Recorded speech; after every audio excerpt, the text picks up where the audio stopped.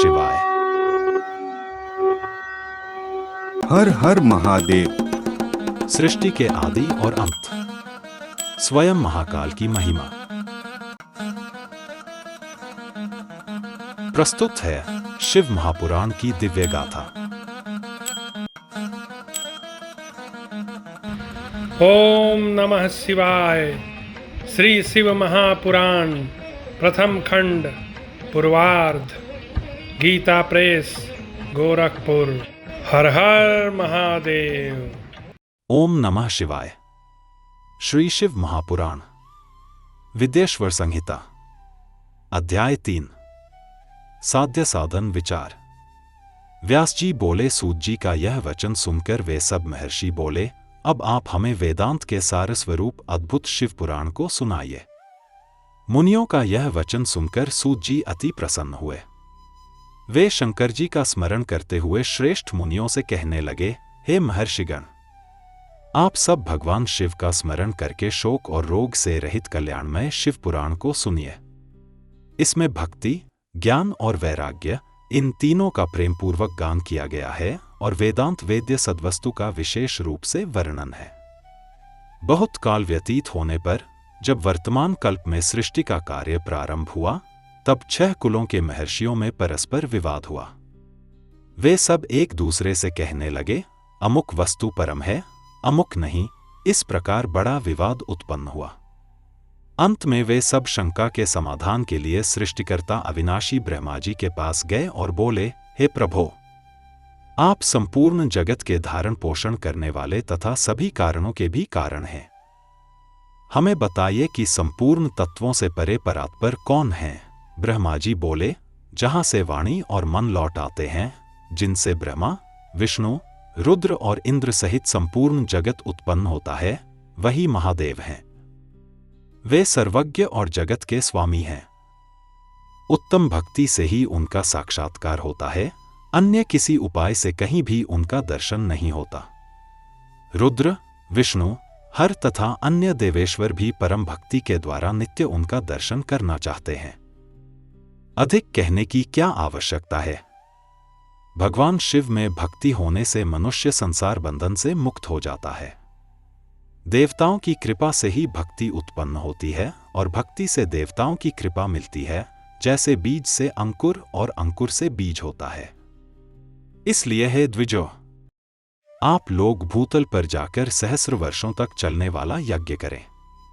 शिव की कृपा से ही वेदोक्त साध्य और साधन का ज्ञान प्राप्त होता है। मुनिगण बोले, हे प्रभो, परम साध्य क्या है और उसका परम साधन क्या है? साधक कैसा होता है, यह यथार्थ रूप में कहें। ब्रह्मा जी बोले, शिवपद की प्राप्ति ही साध्य है, उनकी सेवा ही साधन है। उनके प्रसाद से जो नित्य और नैमित्तिक फलों की इच्छा से रहित होता है, वही साधक है। वेदोक्त कर्म का अनुष्ठान करके उसके महान फल को भगवान शिव के चरणों में अर्पित कर देना ही परमेश्वर पद की प्राप्ति है। यही सालोक्य आदि क्रम से मुक्ति का मार्ग है। भक्ति भाव के अनुसार सभी को श्रेष्ठ फल प्राप्त होते हैं। भक्ति के साधन अनेक प्रकार के हैं, जिनका प्रतिपादन साक्षात महेश्वर ने ही किया है। उनका सार है श्रवण, कीर्तन और मनन। श्रवण अर्थात भगवान के नाम, गुण और लीलाओं को सुनना, कीर्तन अर्थात वाणी द्वारा उनका गुणगान करना, मनन अर्थात मन में उनका चिंतन करना। यही तीनों महान साधन हैं। श्रुति का भी यही आदेश है कि महेश्वर का श्रवण, कीर्तन और मनन करना चाहिए। लोग प्रत्यक्ष वस्तु को देखकर उसमें प्रवृत्त होते हैं, परंतु जो वस्तु प्रत्यक्ष नहीं होती, उसे श्रवण के द्वारा जानकर उसकी प्राप्ति के लिए प्रयास करते हैं। इस प्रकार विद्येश्वर संहिता के अंतर्गत साध्य साधन विचार नामक तीसरा अध्याय पूर्ण हुआ। अध्याय 4, श्रवण, कीर्तन और मनन की श्रेष्ठता। मुनिगण बोले, हे ब्राह्मण, मनन कैसा है, श्रवण का स्वरूप कैसा है और कीर्तन किस प्रकार किया जाता है, यह यथार्थ रूप में बताइए। ब्रह्मा जी बोले, भगवान शंकर की पूजा, उनके नामों का जप, उनके गुण, रूप और लीलाओं का निरंतर चिंतन ही मनन कहलाता है। यह समस्त साधनों में श्रेष्ठ है। भगवान शंभू के प्रताप, गुण, रूप और नामों का गान, संगीत, वेदवाक्य या अन्य भाषा से अनुराग पूर्वक स्तुति करना कीर्तन कहलाता है। किसी भी स्थान पर, किसी भी प्रकार से जब श्रवण इंद्रिय शिव विषयक वचनों में गहन आसक्ति रखती है, वही श्रवण कहलाता है। सत्संग से श्रवण उत्पन्न होता है, श्रवण से कीर्तन दृढ़ होता है और कीर्तन से अंततः मनन उत्पन्न होता है। किंतु यह सब भगवान शंकर की कृपा दृष्टि से ही संभव होता है। सूत जी बोले, हे मुनीश्वरों, इस साधन के महात्म्य के विषय में मैं आप लोगों के लिए एक प्राचीन कथा सुनाता हूं। पूर्वकाल में पराशर मुनि के पुत्र मेरे गुरु व्यासदेव सरस्वती नदी के तट पर तपस्या कर रहे थे। एक दिन सूर्य के समान तेजस्वी विमान पर भगवान सनत कुमार वहां पहुंचे। व्यास जी ध्यान में मग्न थे। ध्यान से उठकर उन्होंने सनत कुमार का स्वागत किया। सनत कुमार बोले, हे मुने, आप सत्य स्वरूप भगवान शंकर का ध्यान करें, वे आपकी सहायता करेंगे। आप यहां किस कारण से तप कर रहे हैं? व्यास जी बोले, मैंने आपकी कृपा से धर्म, अर्थ, काम और मोक्ष की व्यवस्था लोक में स्थापित की है, परंतु मुक्ति देने वाला ज्ञान मुझ में उत्पन्न नहीं हुआ है। यही कारण है कि मैं तप कर रहा हूं। सनत कुमार बोले, हे मुनिवर, मुक्ति का कारण निश्चित रूप से भगवान शंकर का श्रवण, कीर्तन और मनन ही है। यही तीन साधन वेदसम्मत और श्रेष्ठ हैं। तदंतर महेश्वर शिव की आज्ञा से भगवान नंदिकेश्वर वहां आए। उनकी मुझ पर बड़ी दया थी। वे सबके साक्षी तथा शिवगणों के स्वामी भगवान नंदिकेश्वर मुझे स्नेहपूर्वक मुक्ति का उत्तम साधन बताते हुए बोले, भगवान शंकर का श्रवण, कीर्तन और मनन ये तीनों साधन वेदसम्मत हैं और मुक्ति के साक्षात कारण हैं। यह बात स्वयं भगवान शिव ने मुझसे कही है। अतः हे ब्राह्मण, आप श्रवणादि तीनों साधनों का बार बार अनुष्ठान करें। व्यास जी से बार बार ऐसा कहकर अनुगामियों सहित ब्रह्मपुत्र सनत कुमार अपने विमान से परम सुंदर ब्रह्मधाम को चले गए। इस प्रकार पूर्वकाल के इस उत्तम वृत्तांत का मैंने संक्षेप से वर्णन किया है। ऋषिगण बोले, हे सूत जी, आपने श्रवण, कीर्तन और मनन इन तीनों साधनों को मुक्ति का उपाय बताया है। जो मनुष्य श्रवण आदि तीनों साधनों में असमर्थ हो, वह किस उपाय का अवलंबन करके मुक्त हो सकता है और किस साधनभूत कर्म के द्वारा बिना यत्न के ही मोक्ष पा सकता है। इस प्रकार श्री शिव महापुराण के अंतर्गत प्रथम विद्येश्वर संहिता के साध्य साधन खंड में चौथा अध्याय पूर्ण हुआ। अध्याय 5, भगवान शिवलिंग एवं साकार विग्रह की पूजा का रहस्य और महत्व। सूत जी बोले, हे शौनक, जो श्रवण, कीर्तन और मनन इन तीनों साधनों के अनुष्ठान में समर्थ न हो, वह भगवान शंकर के लिंग एवं मूर्ति की स्थापना कर नित्य उसकी पूजा करके संसार सागर से पार हो सकता है। छल न करते हुए अपनी शक्ति के अनुसार धन ले जाकर उसे शिवलिंग अथवा शिव मूर्ति की सेवा के लिए अर्पित करे और निरंतर उसकी पूजा भी करे। भक्ति भाव से मंडप, गोपुर, तीर्थ, मठ एवं क्षेत्र की स्थापना करे, उत्सव मनाए और वस्त्र, गंध, पुष्प, धूप, दीप आदि अर्पित करे। भांति भांति के भक्ष्य भोज्य अन्न नैवेद्य रूप में अर्पित करे। छत्र, ध्वजा, व्यजन, चामर तथा अन्य अंगों सहित राजोपचार की भांति सब वस्तुएं भगवान शिव के लिंग एवं मूर्ति पर चढ़ाए। प्रदक्षिणा, नमस्कार तथा यथाशक्ति जप करे। आवाहन से लेकर विसर्जन तक सारा कार्य प्रतिदिन भक्ति भाव से संपन्न करे। इस प्रकार शिवलिंग अथवा शिव मूर्ति में भगवान शंकर की पूजा करने वाला पुरुष श्रवण आदि साधनों का अनुष्ठान न करे तो भी भगवान शिव की प्रसन्नता से सिद्धि प्राप्त कर लेता है। पहले के बहुत से महात्मा पुरुष लिंग तथा शिव मूर्ति की पूजा करने मात्र से भवबंधन से मुक्त हो चुके हैं। ऋषिगण बोले, मूर्ति में ही सर्वत्र देवताओं की पूजा होती है, परंतु भगवान शिव की पूजा सब जगह मूर्ति में और लिंग में भी क्यों की जाती है? सूत जी बोले, हे मुनीश्वरों, आप लोगों का यह प्रश्न अत्यंत पवित्र और अद्भुत है। इसका यथार्थ प्रतिपादन केवल महादेव जी ही कर सकते हैं। उन्होंने जो कुछ कहा है और जो मैंने गुरु के मुख से सुना है वही अब कहता हूं। भगवान शिव ब्रह्मरूप होने के कारण निष्कल, निराकार कहे गए हैं। रूपवान होने के कारण उन्हें सकल भी कहा गया है, इसलिए वे सकल और निष्कल दोनों हैं। शिव के निराकार स्वरूप के कारण ही उनकी पूजा का आधारभूत लिंग निराकार प्रतीक माना गया है। इसी तरह शिव के साकार स्वरूप के कारण उनकी पूजा का आधारभूत विग्रह भी साकार प्रतीक माना जाता है। शंकर के अतिरिक्त अन्य देवताओं में जीवत्व तथा सगुणत्व होने के कारण वेदमत में उनकी पूजा मूर्ति मात्र में ही मान्य है। देवताओं के आविर्भाव के समय उनका साकार रूप प्रकट होता है, जबकि भगवान सदाशिव के दर्शन में साकार और निराकार ज्योति स्वरूप दोनों की ही प्राप्ति होती है। सनत कुमार बोले, हे महाभाग, आपने भगवान शिव तथा दूसरे देवताओं के पूजन में लिंग और मूर्ति के प्रचार का जो रहस्य बताया है वह यथार्थ है। अब मैं लिंग की उत्पत्ति का रहस्य सुनना चाहता हूं। नंदिकेश्वर बोले, हे वत्स, सुनो। पूर्व कल्प में एक समय महात्मा ब्रह्मा और विष्णु परस्पर झगड़ पड़े। उनके अभिमान को मिटाने के लिए परमेश्वर ने उनके बीच में निष्कल स्तंभ रूप में अपना स्वरूप प्रकट किया। जगत के कल्याण के लिए उस स्तंभ से शिव ने लिंग के रूप में अपना स्वरूप प्रकट किया। उसी समय से लोक में परमेश्वर शंकर के निर्गुण लिंग और सगुण मूर्ति की पूजा प्रचलित हुई। शिव के अतिरिक्त अन्य देवताओं की केवल मूर्ति की ही प्रकल्पना हुई। वे देव प्रतिमाएं पूजित होकर नियत फल देने वाली हुईं, जबकि शिव का लिंग और उनका विग्रह भोग और मोक्ष दोनों देने वाला हुआ। अध्याय 6। ब्रह्मा और विष्णु के भयंकर युद्ध को देखकर देवताओं का कैलाश शिखर पर गमन। नंदिकेश्वर बोले, हे योगींद्र, प्राचीन काल में किसी समय शेषशायी भगवान विष्णु अपनी पराशक्ति लक्ष्मी जी तथा अन्य पार्षदों से घिरे हुए शयन कर रहे थे। उसी समय ब्रह्मवेत्ताओं में श्रेष्ठ ब्रह्मा जी अपनी इच्छानुसार वहां आकर उन परम सुंदर कमल नेत्र विष्णु से बोले, तुम कौन हो जो मुझे आया देखकर भी उद्धत पुरुष के समान सो रहे हो? हे वत्स, उठो और यहां अपने प्रभु मुझे देखो।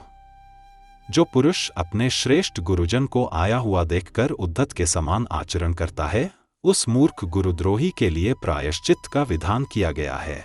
ब्रह्मा के इस वचन को सुनकर क्रोधित होने पर भी बाहर से शांत व्यवहार करते हुए भगवान विष्णु बोले, हे वत्स, तुम्हारा कल्याण हो, तुम्हारा स्वागत है। आओ, इस आसन पर बैठो। तुम्हारे मुखमंडल से व्यग्रता प्रदर्शित हो रही है और तुम्हारी आंखें विपरीत भाव सूचित कर रही हैं।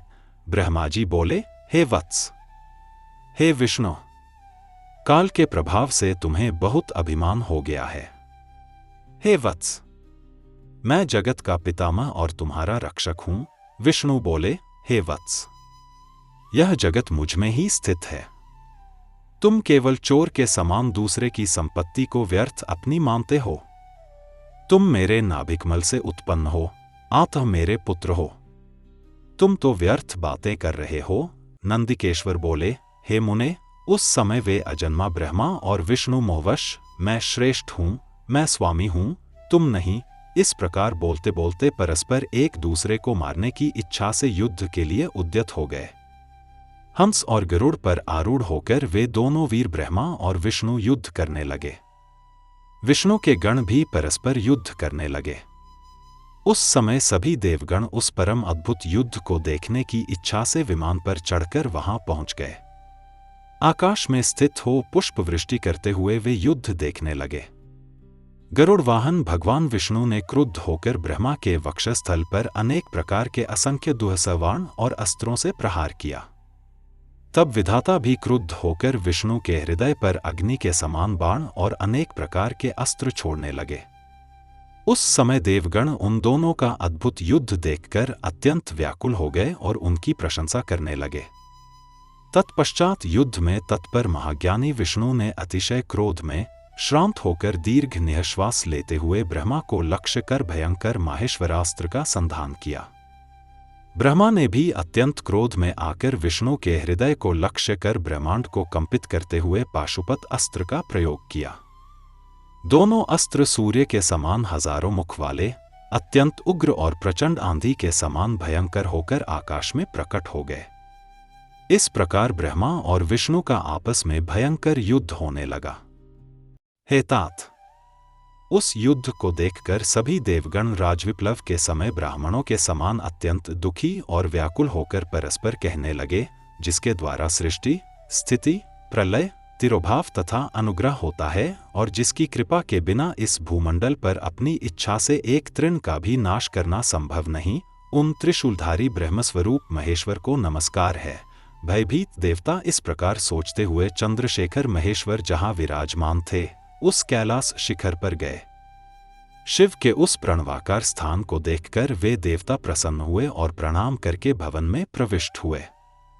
उन्होंने वहां सभा के मध्य में स्थित मंडप में देवी पार्वती के साथ रत्नमय आसन पर विराजमान देवश्रेष्ठ शंकर का दर्शन किया। वे वाम चरण के ऊपर दक्षिण चरण रखे हुए थे और उस पर वाम करकमल रखा था। वे समस्त शुभ लक्षणों से संपन्न थे और चारों ओर शिवगण उनकी सेवा में तत्पर थे। शिव के प्रति उत्तम भक्तिभाव वाली रमणियां उन पर चंवर डुला रही थीं। वेद निरंतर उनकी स्तुति कर रहे थे और वे अनुग्रह की दृष्टि से सबको देख रहे थे। उन महेश्वर शिव को देखकर देवताओं ने आनंदाश्रु से परिपूर्ण नेत्रों सहित दूर से दंडवत प्रणाम किया। भगवान शंकर ने उन देवों को देखकर अपने गणों से उन्हें समीप बुलवाया और देवताओं को आनंदित करते हुए अर्थ गंभीर, मंगलमय तथा सुमधुर वचन कहे। अध्याय 7 अग्निस्तंभ का प्राकट्य। इसके बाद महादेव जी ने ब्रह्मा और विष्णु की युद्धस्थली में जाने के लिए अपने सैकड़ों गणों को वहीं सभा में आज्ञा दी। तब महादेव जी के प्रयाण के लिए अनेक प्रकार के बाजे बजने लगे और उनके गणाध्यक्ष भी सज-धज कर वाहनों पर सवार होकर जाने के लिए तैयार हो गए। भगवान उमापति 5 मंडलों से सुशोभित, आगे पीछे प्रणव की आकृति वाले सुंदर रथ पर आरूढ़ हो गए। पुत्रों और गण सहित प्रस्थान करते हुए इंद्र आदि सभी देवगण भी चल पड़े। विचित्र ध्वजाएं, पंखे, चंवर, पुष्पवृष्टि, संगीत, नृत्य और वाद्यों से सम्मानित पशुपति भगवान शिव भगवती उमा के साथ सेना सहित युद्ध भूमि में पहुंचे। उन दोनों का युद्ध देखकर शिवजी ने गणों का कोलाहल तथा वाद्यों की ध्वनि बंद करा दी और वे छिपकर आकाश में स्थित हो गए। उधर शूरवीर ब्रह्मा और विष्णु एक दूसरे को मारने की इच्छा से माहेश्वरास्त्र और पाशुपतास्त्र का परस्पर संधान कर रहे थे। ब्रह्मा और विष्णु के अस्त्रों की ज्वाला से तीनों लोक जलने लगे। निराकार भगवान शंकर इस अकाल प्रलय को आया देखकर एक भयंकर विशाल अग्निस्तंभ के रूप में उन दोनों के बीच प्रकट हो गए। संसार को नष्ट करने में सक्षम वे दोनों दिव्यास्त्र अपने तेज सहित उस महान अग्निस्तंभ के प्रकट होते ही तत्क्षण शांत हो गए। दिव्यास्त्रों को शांत करने वाले इस आश्चर्यकारी तथा शुभ अग्निस्तंभ को देखकर सभी लोग परस्पर कहने लगे, यह अद्भुत आकार वाला स्तंभ क्या है? यह दिव्य अग्निस्तंभ कैसे प्रकट हो गया? इसकी ऊंचाई और जड़ की जांच करें। अभिमानी वीर दोनों इसकी परीक्षा करने हेतु चले। विष्णु ने सूकर का रूप धारण किया और ब्रह्मा ने हंस का रूप धारण कर स्तंभ का अंत खोजने गए। पाताल लोक को खोदने के बाद भी आधार नहीं मिला। तब थक-हार कर विष्णु रणभूमि में वापस आ गए और ब्रह्मा भी। हे तात, आकाश मार्ग से जाते हुए आपके पिता ब्रह्मा जी ने मार्ग में अद्भुत केतकी, केवड़े के पुष्प को गिरते देखा। अनेक वर्षों से गिरते रहने पर भी वह ताजा और अति सुगंध युक्त था। ब्रह्मा और विष्णु के इस विग्रहपूर्ण कृत्य को देखकर भगवान परमेश्वर हंस पड़े, जिससे कंपन के कारण उनका मस्तक हिला और वह श्रेष्ठ केतकी पुष्प उन दोनों के ऊपर कृपा करने के लिए गिरा। ब्रह्मा जी ने उससे पूछा, हे पुष्पराज, तुम्हें किसने धारण कर रखा था और तुम क्यों गिर रहे हो?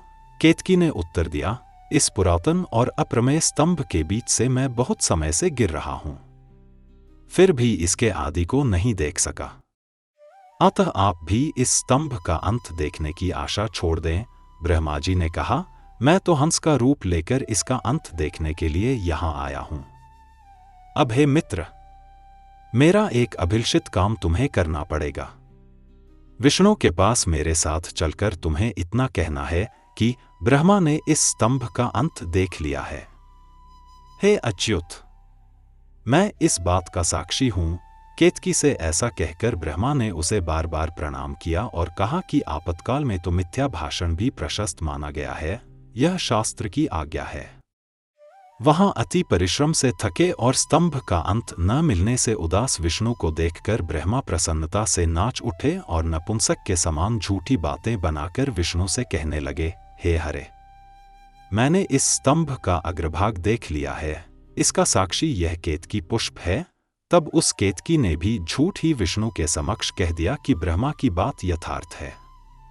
विष्णु ने उस बात को सत्य मानकर ब्रह्मा को स्वयं प्रणाम किया और उनका षोडशोपचार पूजन किया।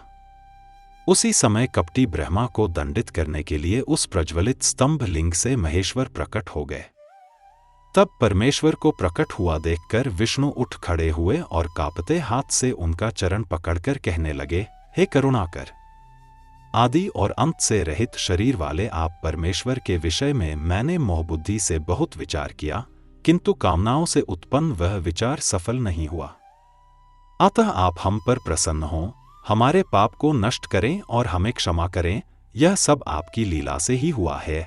ईश्वर बोले, हे वत्स, मैं तुम पर प्रसन्न हूं, क्योंकि श्रेष्ठता की कामना होने पर भी तुमने सत्य वचन का पालन किया। इसलिए लोगों में तुम मेरे समान ही प्रतिष्ठा और सत्कार प्राप्त करोगे। अब से तुम्हारी पृथक मूर्ति बनाकर पुण्य क्षेत्रों में प्रतिष्ठित की जाएगी और उसका उत्सव पूर्वक पूजन होगा।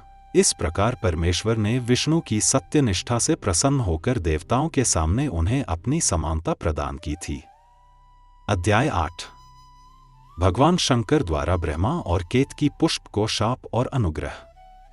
नंदिकेश्वर बोले, उस समय महादेव ने ब्रह्मा जी को देखकर क्रोध से कहा, हे ब्राह्मण, कामनाओं से प्रेरित होकर तुमने झूठ कहा है। मेरे आदेश से अब से तुम्हारी पृथक पूजा नहीं होगी। भगवान शंकर ने आगे कहा, इस लोक में जो लोग कपट से झूठ बोलते हैं वे सब पाप को प्राप्त होते हैं। तुमने मिथ्या भाषण किया है, अतः तुम्हें यह शाप देता हूं कि तुम मनुष्यों में पूजनीय नहीं रहोगे। फिर शंकर ने उस केतकी पुष्प से कहा, तुम भी कपटी ब्रह्मा की बात का मिथ्या समर्थन करने के कारण शाप को प्राप्त हो। आज से शिव पूजन में तुम्हारा उपयोग वर्जित रहेगा। भगवान के ऐसे वचन सुनकर विष्णु ने हाथ जोड़कर निवेदन किया, हे दयालु, यदि ब्रह्मा और पुष्प दोनों को आपने शाप दिया है तो कृपा करके इन्हें कुछ अनुग्रह भी प्रदान करें। तब कृपालु शंकर ने कहा, हे विष्णु, ऐसा ही हो। ब्रह्मा को मेरे पृथक पूजन से वंचित तो रहना पड़ेगा, परंतु जब किसी पुण्य क्षेत्र में यज्ञ होगा तब आह्वान में उन्हें अवश्य स्मरण किया जाएगा। यही इनका अनुग्रह है। फिर केतकी पुष्प से कहा, यद्यपि तुम मेरे पूजन में वर्जित हो गए हो, फिर भी यदि कोई भक्त तुम्हें विशेष भक्ति से अर्पित करेगा तो मैं उसकी पूजा स्वीकार कर लूंगा। यही तुम्हारे लिए अनुग्रह है। इस प्रकार ब्रह्मा और केतकी पुष्प को शाप देकर भी भगवान शंकर ने अपनी करुणा से अनुग्रह प्रदान किया। अध्याय 9। शिव के महेश्वरत्व का वर्णन। दीर्घकाल तक अविकृत भाव से स्थिर रहने वाली वस्तुओं को पुरुष वस्तु कहते हैं और अल्पकाल तक टिकने वाली वस्तुएं प्राकृत वस्तु कहलाती हैं। हार, नूपुर, केयूर, किरीट, मणिमय कुंडल, यज्ञोपवीत, उत्तरीय वस्त्र, पुष्पमाला, रेशमी वस्त्र, मुद्रिका, अंगूठी, पुष्प, तांबूल, कपूर, चंदन, अगुरु का अनुलेप, धूप, दीप, श्वेत छत्र, व्यजन, ध्वजा, चवर तथा अन्य दिव्य उपहारों द्वारा ब्रह्मा और विष्णु ने अपने स्वामी महेश्वर का पूजन किया। वे महेश्वर ऐसे हैं जिनका वैभव वाणी और मन से परे है, जो केवल पशुपति परमात्मा के योग्य हैं और जिन्हें बंधनयुक्त जीव नहीं पा सकते। स्वामी के योग्य जो जो उत्तम वस्तुएं थीं, उन्हें भगवान शंकर ने भी प्रसन्नता पूर्वक सभासदों के बीच वितरित किया ताकि यह परंपरा बनी रहे कि प्राप्त पदार्थों का वितरण आश्रितों में करना चाहिए। उन वस्तुओं को लेकर वहां कोलाहल मच गया। इस प्रकार पहले ही ब्रह्मा तथा विष्णु द्वारा पूजित हुए भक्तिवर्धक भगवान शिव विनम्र उन दोनों देवताओं से हंसकर कहने लगे, हे पुत्रों, आज का दिन महान है। इसमें तुम्हारे द्वारा जो मेरी पूजा हुई है उससे मैं तुम दोनों पर अत्यंत प्रसन्न हूं। इसी कारण यह दिन परम पवित्र और महान होगा। आज की यह तिथि शिवरात्रि के नाम से विख्यात होकर मेरे लिए परम प्रिय होगी। इस समय जो मेरे लिंग, निष्कल प्रतीक और विग्रह सकल स्वरूप की पूजा करेगा वह पुरुष जगत की सृष्टि और पालन आदि कार्य करने का अधिकारी हो जाएगा। जो शिवरात्रि को दिन रात निराहार रहकर और इंद्रियों को वश में रखकर निष्कपट भाव से पूजा करेगा उसे 1 वर्ष तक की निरंतर पूजा का फल तत्काल प्राप्त होगा। जैसे पूर्ण चंद्र का उदय समुद्र की वृद्धि का अवसर है, उसी प्रकार यह शिवरात्रि तिथि मेरे धर्म की वृद्धि का समय है।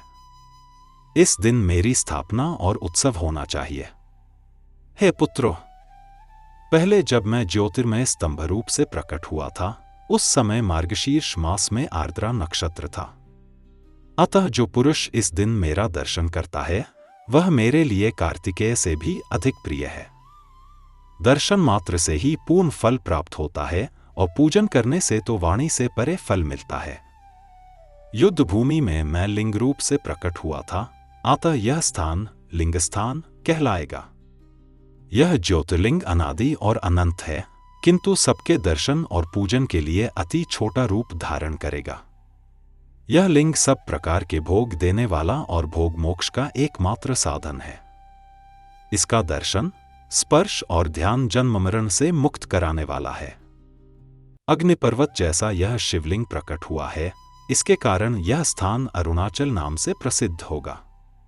यहां अनेक तीर्थ होंगे। यहां निवास करने या मृत्यु होने से जीवों को मोक्ष प्राप्त होगा। यहां का दान, हवन और जप करोड़ गुना फल देने वाला होगा।